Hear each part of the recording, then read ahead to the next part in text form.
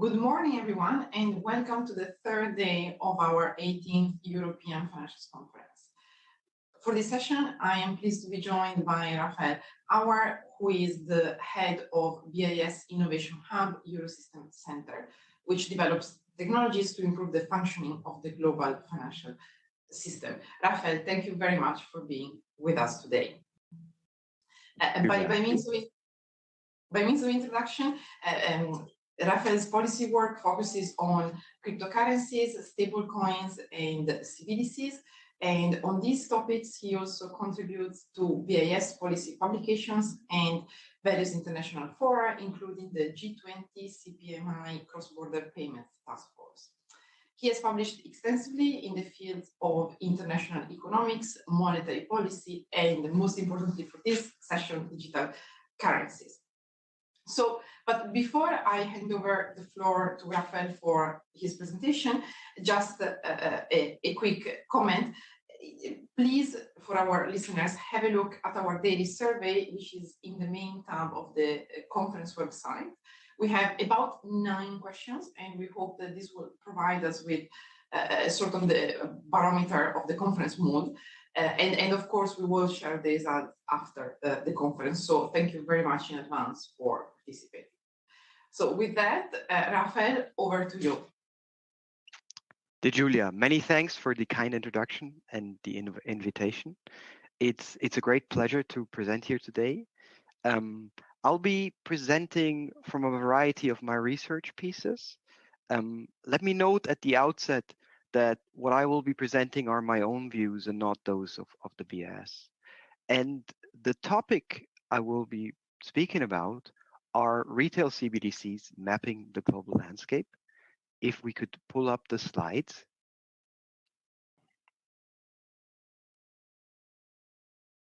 Maybe Julia, whether you could confirm once the slides are up. Yes, I think the slides are on. Okay, many thanks. So today I really want to be talking broadly about sort of this broad idea, how central banks are putting the big idea of CBDC into practice. And I'll be structuring my talk into 3 parts. I'll first really talk about what are CBDCs, what is the motivations that central banks have in mind when they think about issuance, and I want to present you a small stock take of where developments are around the globe. In the second part, I want to zoom in a bit deeper into the design of retail CBDCs. I want to talk about a framework for how they can be designed, the CBDC pyramid. I want to talk about CBDC architectures and how the private and the public sector work together in it, and then about some technical details of infrastructure that could be used and access frameworks for non-financial firms and households. And the third part will be about the international dimensions and MCBDC arrangements and how they could foster cross-country payments. So let's actually start with the very basics, the idea of a retail CBDC. And here, it's very important to keep in mind that oftentimes in the public sphere, a CBDC is associated with a specific technology like a blockchain, but a CBDC is much more general than this. A retail CBDC is not a technology, but the concept to make central bank money directly available to households and non-financial firms. So here in this picture, you can see 3 forms of money, 2 of which exist today. And the third one is one that we're thinking about. And one that we have already today is cash. It's a direct legal claim on the central bank. And a CBDC would, just like a cash, be such a direct claim on the central bank. But today's electronic money is mostly digital, and a CBDC would be digital too. So today, only commercial banks and other payment providers have access to digital central bank money. And a retail central bank CBDC sort of combines these 2 features. It's a third type of central bank money, a digital claim on the central bank that is made accessible to all agents in the economy and going beyond regulated financial institutions. And sort of this analogy to cash also really makes clear the very basic motivations behind issuance, the rapid shift we're seeing in retail payment behavior. Cash in circulation has been rising in recent years, but that is because people sort of stack more at home, and the actual use of cash for retail transactions has been falling. This is sort of a longer standing trend, and we can see this on the left-hand side panel from the payment diary data of a number of central banks. But obviously, with the pandemic, this has accelerated substantially. The middle panel here just shows you one side of this.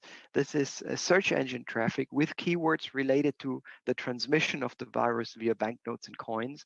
And we can see actually these searches, they also existed before the pandemic, and you could see little spikes during the swine flu and the MERS outbreaks in earlier years. But all of that is sort of minime compared to what we saw in the pandemics. And then as a result, sort of if some people are worried that physical cash could transmit diseases, the general acceptance is under threat. And we can see an example of this on the right-hand side. This is a picture a colleague of mine took in Sweden, where you can find yourself in the center of Stockholm and not be able to pay in a restaurant with cash. And you can see signs of this in several countries nowadays. And this puts really to the fore a fundamental issue for central banks, because guaranteeing working retail payments is one of their core mandates. And we need to keep in mind, right, that may actually be the reason why many central banks around the world were founded. And cash has sustained commerce for centuries, and central banks may thus now need to offer a digital complement where the physical one is no longer finding acceptance. The declining use of cash, the efficiency and the robustness of domestic payment systems have thus featured more prominently as motivations for CBDC issuance. We can see this here in the survey of motivations for CBDC issuance that the CPMI, the Committee for Payments and Markets Infrastructure that the BIS hosts, does every year. And here I'm depicting 3 survey results for the years 18, 19, and 20. 21 will be published soon. And the motivations for CBDC issuance we can see are broad. They circle in on these sort of cash-like motives, but they also sort of for example, differ across countries. Here, I want to point out that in emerging markets, we're really seeing financial inclusion featuring as an important goal for CBDC issuance, but this is not the case in advanced economies. So we see some trends in why central banks would consider issuance. We also see a trend in the communication of central banks. They have spoken much more frequently about CBDC issuance, and when they spoke about CBDC issuance, their tone has become much more positive over time. In this graph, the BIS hosts a repository of all speeches ever given by central bank board members. And here we look at all those that are on the topic of CBDC or digital currencies. And we classify whether the speaker takes a positive or a negative stance on issuance. And we can see that sort of we see early, like in 2017, 2018, amidst the first Bitcoin hype, you can see that central bankers started talking about the issue more frequently, but they took a negative stance of issuance when it came to retail CBDC. That sort of stabilized around early 2019, and then in late 2019, with the announcement of Facebook Libra and other stablecoin projects, we saw sort of a little shift in the behavior. And then obviously in early 2020 with the pandemic, we saw a sea change, and that's actually when sort of the net of all speeches turned into positive territory, and it has been increasing ever since as central bankers have been speaking more and more positive about CBDC issuance in general, and in particular about retail CBDC issuance. And with increasing communication also came increasing experimentation. So the black line just again shows sort of this net stance of how central banks have communicated. And the shaded area shows the total number of retail and wholesale CBDC projects. We can see that sort of there has obviously been experimentation early on, but maybe early on, like it was almost 50-50 retail and wholesale, whereas nowadays the retail side of CBDC experimentation has really become dominant, and we're seeing some first live CBDCs. If we look at the state of today, we can best look at this map. The pink countries are those that have publicly communicated that they have ongoing research work on retail CBDC. That includes Brazil, Canada, the UK, the Euro area. The US has published a consultative document and is experimenting with universities like MIT. We can see some jurisdictions that have confirmed that they're working on wholesale projects. For example, we have Saudi Arabia and the United Arab Emirates working on Project ABA. The red countries have completed a pilot that includes Ecuador. It also includes Uruguay. And the dark red countries are those where there is an ongoing retail CBDC pilot, for example, the digital yuan. And according to our stock take, we now have 3 live CBDCs in the world: in the Bahamas, the Sand Dollar; in the ECCB, the Dcash; and in Nigeria, the eNaira. These are shown in yellow. Let me note that sort of when you look at this map, there are the public sources for this. The importance of this graph is that it's really vetted. We look at all official communication with central banks. In case this is not clear, we get in touch with the experts. So this is really the official state of CBDC research and development around the world. So far on sort of our first sort of broad take on what is a CBDC, why are central banks thinking about it, and what is the state of research and design around the world. Let's now dig a bit deeper into this, into the design of retail CBDC. And there is a first, and that's obviously a very important issue, is the economic design. There's obviously much research, much policy debate on the economic input. Too much to cover here in the remaining time. I just want to focus on this. Let me say that the systemic impact can be limited by a variety of tools, adjusting the interest rate paid on CBDC or having caps on holdings. And we know sort of that this can be done because there is a model. Cash already does it.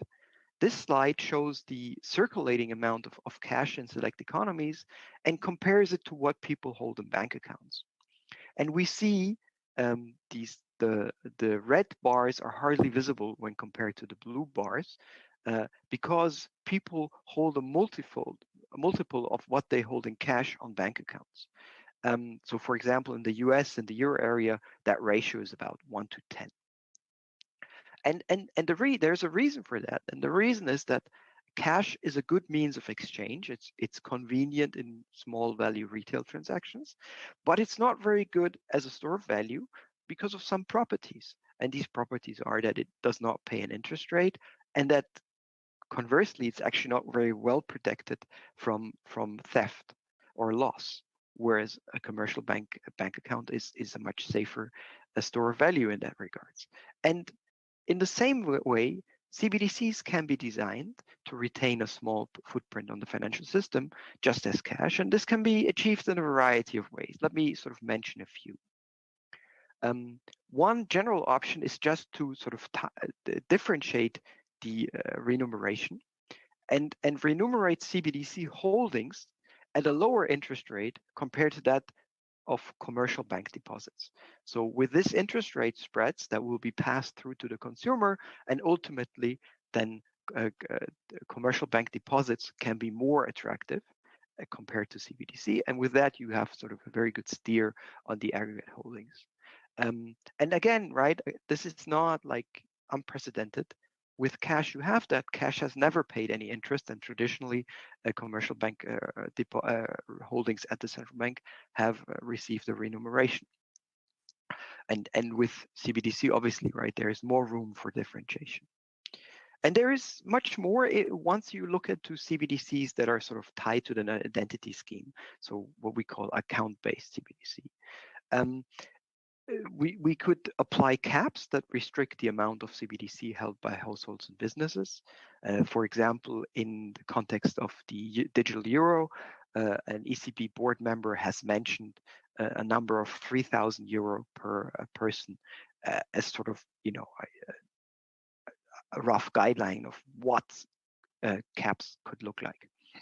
And importantly, sort of caps can also be combined with interest rate policy, with CBDC balances below a given level earning a 0 or below interest rate, and balances above another level earning a very negative interest rate.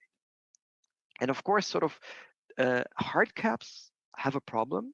Households, like imagine you are in a situation where household or firm has reached a cap, then it could not accept incoming payments, and that would result in a broken payment process. So actually, there needs to be some sort of differentiation. One is sort of this tiering of the interest rate, but there's also another approach that's actually pursued in the Bahamas sand dollar, and that is the waterfall approach, where any funds in excess of a cap of $2,000 are automatically transferred to a linked commercial bank deposit account. So that ensures that no citizen or resident can ever hold more than $2,000 in CBDC, and any excess is automatically back in the commercial banking system. And importantly, these policies, caps, overflows, and remuneration policies, one goal would be to limit the impact of a CBDC on credit intermediation in normal calm market times, but obviously they will also mitigate any potential runs into the CBDC during market turmoil, because put simply, if there is not much to run into, then runs will not be facilitated by such a vehicle. So much sort of on the economic footprint, but I think sort of there is much more to this. There is also an operational involvement. If you think about what banks offer to their consumers, payments is often sort of the entry service, and it's sort of what builds the customer relationship for commercial banks. And a CBDC also needs to be sort of designed with that in mind, with sort of allowing the private sector to keeping the franchise value of the connection to the customer. And this relates to sort of the overall technological operational design of a CBDC, for which we've developed a framework, the CBDC pyramid. And this design framework really starts by asking what consumer needs a CBDC could address. And we sketch sort of the development of retail CBDC through an approach that sort of focuses on these consumer needs and then derives associated technological or operational trade-off. So from the consumer needs, we have that the consumer would like to have sort of peer-to-peer usability, and convenient real-time payments, payment security, privacy, wide accessibility, and ease of use in cross-border payments. And on the right-hand side of the pyramid, we lay out sort of the associated design choices. And there are 4 broad design choices that every central bank working on CBDCs has to consider, each of which follows from these consumer needs. And the bottom layer, and I'm going to go into more depth into that in a second, is about the operational architecture and the role of the public and the private sector in this payment system. One guiding principle on the design of CBDCs is that most of the operational tasks and consumer-facing activities should be taken on by commercial banks and other payment service provider, And the question is sort of, how do you deal with the information structure in such a payment system, and what is the underlying role of the central bank in it? There's also a question of infrastructure. Once you know sort of conceptually how you would like the private and the public sector to work together, you want to think about what type of technology should it be run on. You want to think about how access is given, and so to what extent sort of a CBDC should allow for anonymity in payments. And there is the linking to other payment systems, and in particular, the cross-border dimension. So let me first go into sort of this first and foundational layer, the architecture.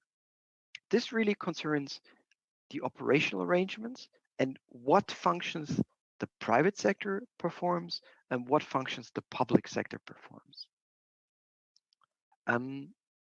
When you first think about a CBDC with sort of the idea in mind that axiomatically a CBDC is a direct claim on a central bank, people, sort of the naive notion is a one-tier system fully operated by a central bank, a so-called direct CBDC.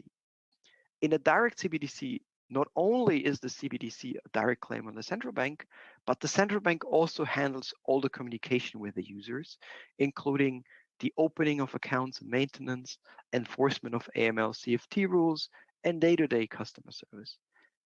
The central bank also sort of stores all the information. Obviously, and it's no surprise to this crowd, such an architecture would imply a very large shift of operational tasks and associated costs to the central bank, and this really sort of would detract from the central bank's role as a small and lean focused policy institution at the helm of economic policy. So while it is a conceptual model of how a CBDC could work, it is not one that is really pursued. Instead, central banks are zooming in onto two-tier designs, and there's also a variety of approaches here. So let me actually go to the one that is sort of the counterpart to the direct one, the one that involves the least central bank involvement, and the intermediated CBDC. And here, the central bank actually does not record retail transactions, but there are payment service providers who sort of interact with clients, who manage all the information flows, and who sort of keep a ledger of all the retail transactions. And then there are many payment service providers, and they in turn only pass their wholesale balance onto the central bank. So this means that the central bank only operates a wholesale ledger of payments between sort of regulated private sector payment providers. And the benefit is that this is a much simpler operational setup for the central bank and a larger role for the private sector. In fact, if you look at this information structure, it really resembles that of today's system, in which the central bank operates wholesale accounts for central banks. The difference is that what I'm talking about here is about the information structure. Underlying, the claims are always direct for the central bank. And I want to be specific. It seems a bit odd at first sight that the central bank would be involved in the payment system where retail clients have direct legal claims on the central bank balance sheet, but the central bank is not always informed about which exact retail user is having which claim. But then once you think about cash, where the central bank basically only knows that there is a certain amount of in circulation, maybe also the structure of which banknotes are out there. And only once somebody shows up with a banknote in their hand, that is the point in time when the central bank knows, okay, this specific agent has this claim on my balance sheet. So with a CBDC, it could be just the same. But there are some advantages of this. One is sort of the low operational load, and the other one is sort of that also by reducing the concentration of data in the central bank, such design could really mitigate data loss concerns and enhance privacy when you think about the central bank role. But there are some downsides, and one downside is that additional safeguards and prudential supervision would be necessary because the payment service providers in this payment system would need to be supervised to ensure that the wholesale holdings they communicate to the central bank actually reflect the retail holdings that they communicate to their clients.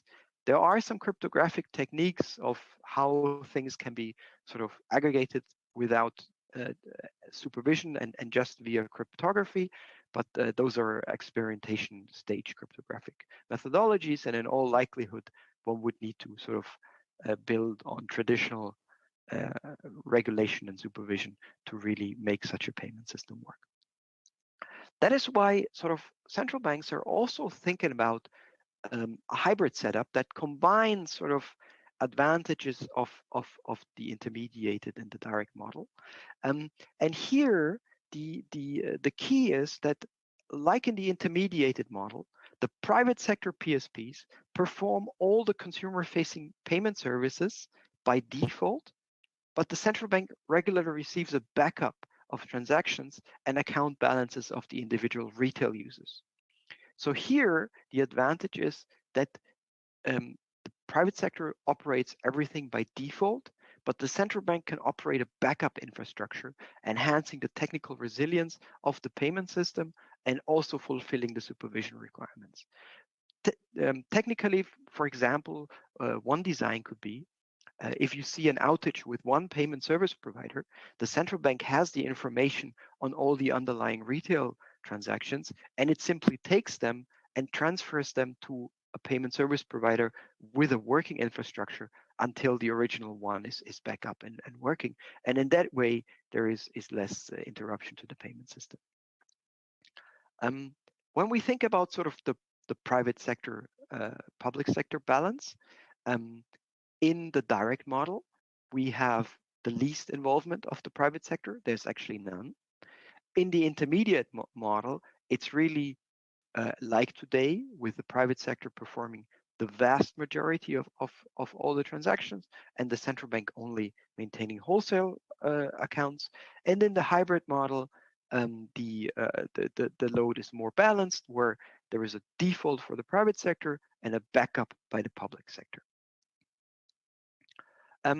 Before sort of going to a stock take, let me also note that in the context of CBDC, there is an alternative that has been discussed, which are basically narrow payment banks. So in this, we call this indirect architecture or CBDC-backed stablecoins, but it has also been floated as synthetic CBDC, which is a misnomer, because in such an architecture, actually, there would be indirect claims. Consumers would have claims on narrow payment banks that would then be mandated to fully back up claims with the central bank. But if you do not have a claim on the central bank, then you're not owning central bank money, and so there are the long-standing issues that have been discussed in the context of narrow banking. This is just for completion, because we also do survey central banks whether they are pursuing such a design, which is not the case. And together with my colleagues at BS, we regularly conduct a stock take of sort of the technical design choices that central banks pursue. Again, this is collecting all published public communication and verification of that with the experts at the respective central banks. And when we look into sort of what kind of architectures central banks are pursuing, there are two important trends. One is that it's still very early days, and the modal answer is actually that the central bank is undecided. And the second one is, wherever central banks have decided on sort of which designs they would be pursuing, they're really going for these hybrid or intermediated options that involve the private sector to a very substantial extent. Let me also discuss sort of the other dimensions of CBDC design, going back to the CBDC pyramid. I was discussing the operational architecture. Let me also mention sort of what is the kind of technology. Are central banks going for a conventional infrastructure or one based on distributed ledger technology? Would they, for how much anonymity would they allow for in the CBDC design? And would they actually target the domestic market or also focus on payments across borders? when we go, and this completes the stock take, we see that sort of in the stock take again, right, the modal, again, it's early days still, the modal answer is always undecided. When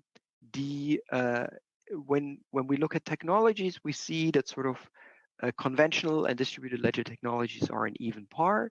There is somewhat a trend towards conventional technologies.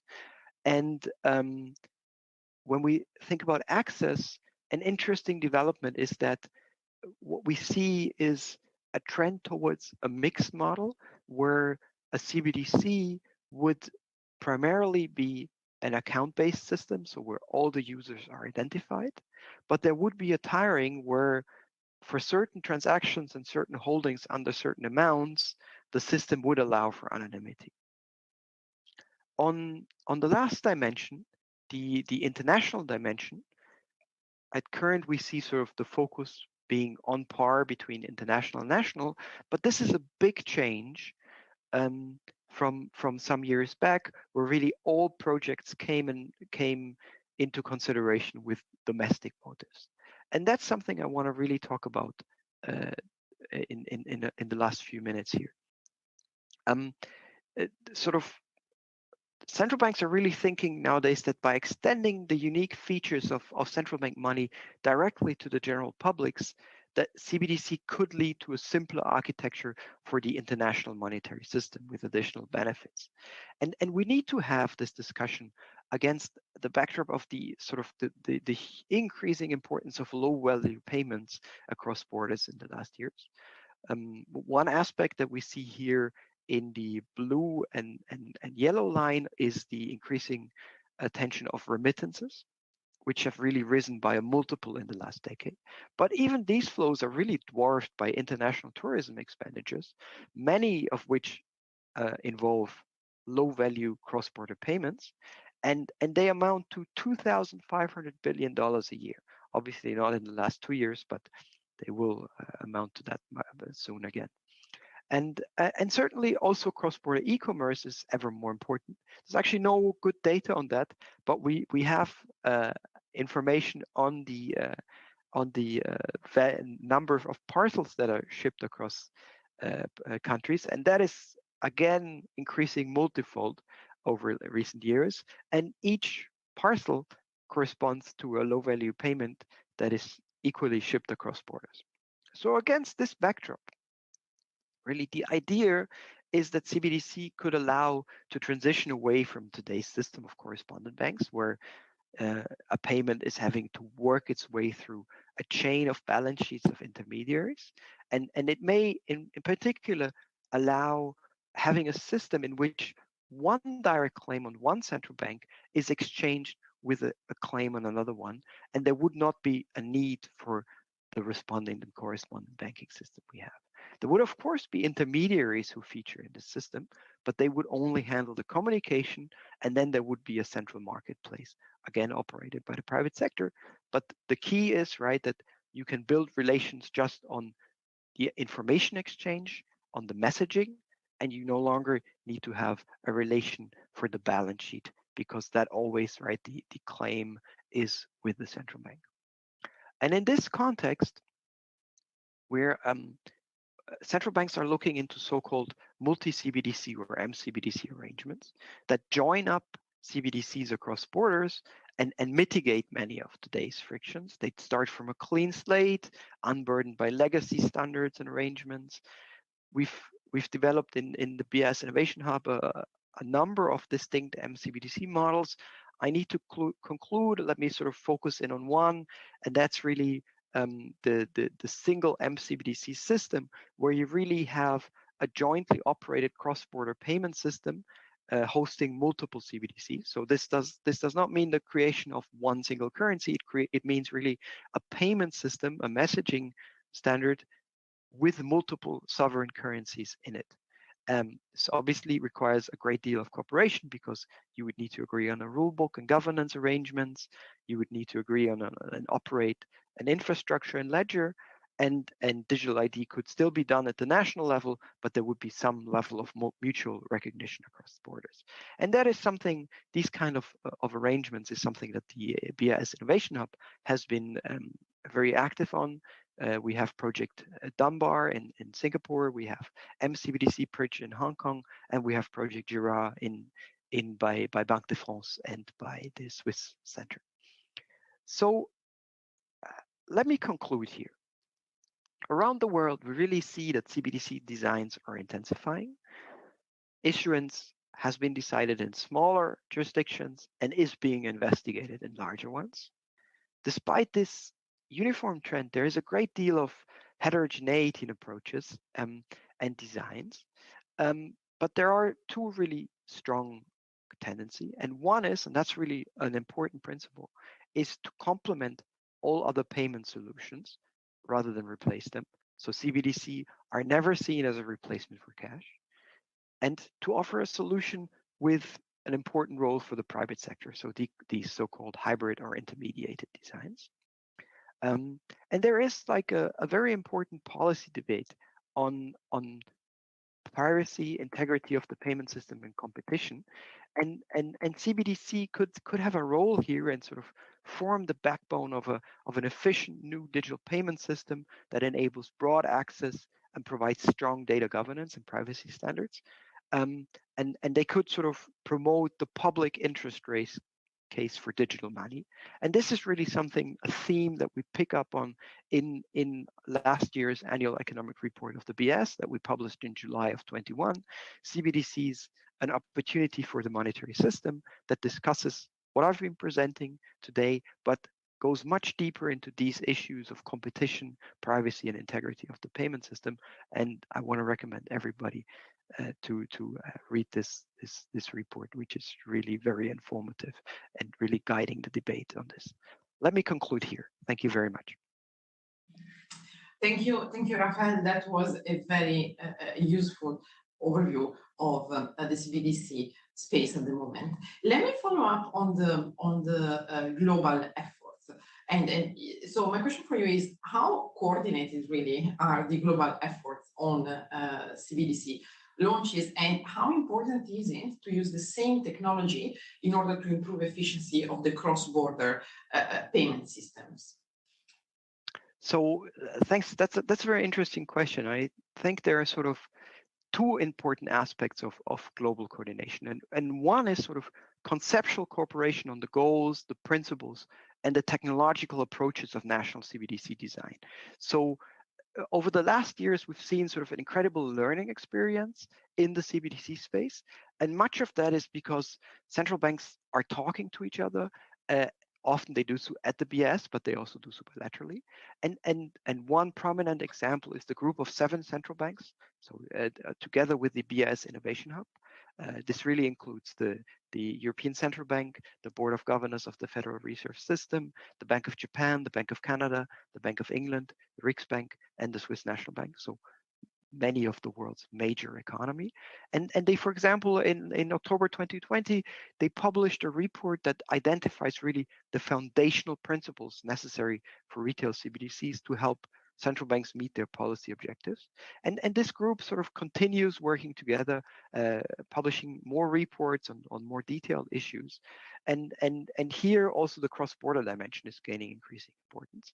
And this brings me to the sort of the second aspect of coordination, technological experimentation, and in particular its role for improving cross-border payments.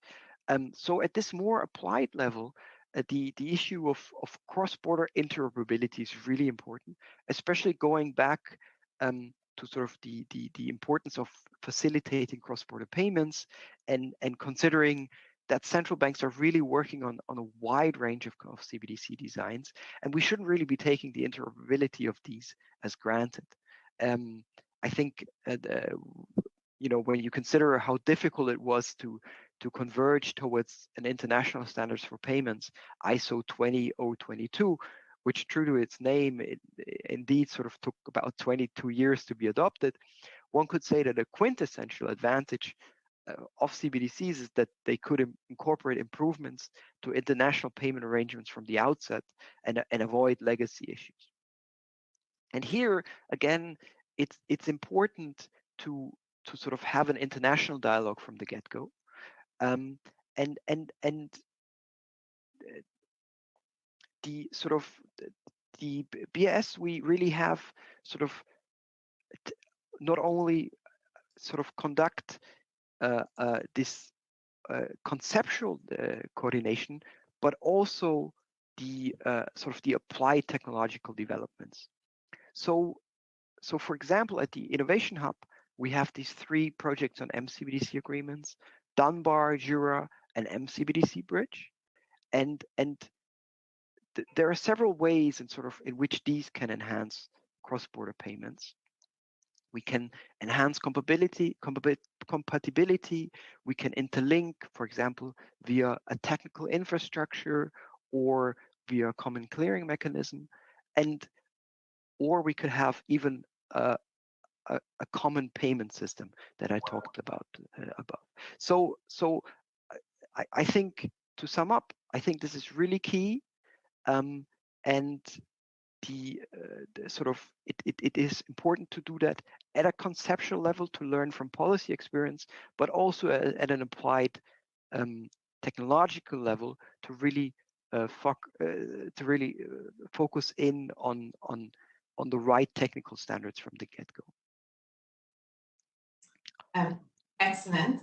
And we got a question from the audience, which I'm going to read out to you.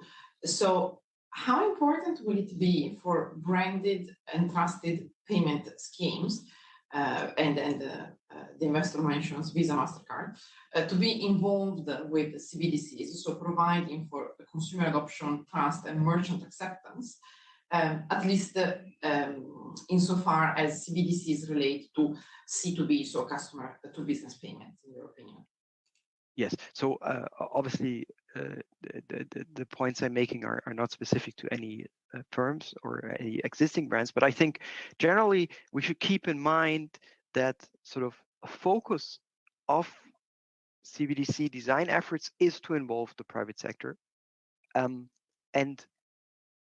is exactly right to sort of outsource the client relation to the public, to the private sector. And here, they're like, this will sort of allow both old established firms to be in that market and continue to be, to facilitate entry by new innovators, and to just offer sort of a level playing field for everyone. I think that's important. And then sort of the market determines which the actor in that ecosphere will be. But it's about offering a level playing field, giving everybody access into that market, and fostering competition. I think that's the key here. Excellent, thank you.